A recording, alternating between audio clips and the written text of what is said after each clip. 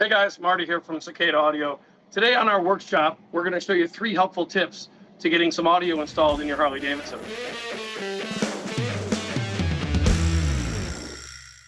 One of the biggest challenges with Harley Davidson is amplifier mounting and location.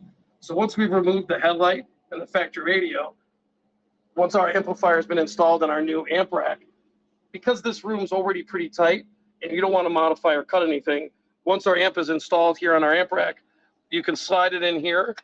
It bolts in with, again, no modification, giving you access to the gain and crossover controls right here through the radio opening. Simple, single amp install, done the Cicada way. Tech tip number 2, speaker placement and speaker fitment can be a challenge on some Harley Davidsons.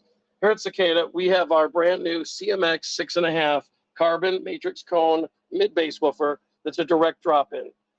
Factory mounting location using factory hardware.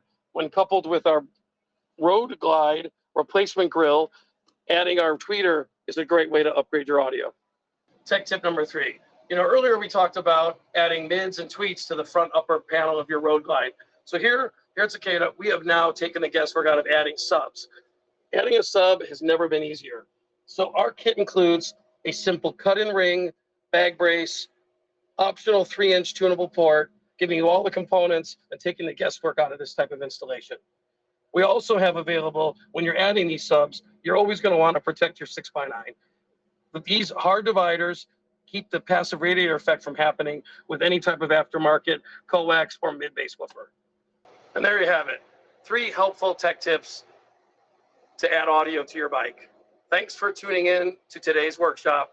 To learn more, visit us at cicadaaudio.com.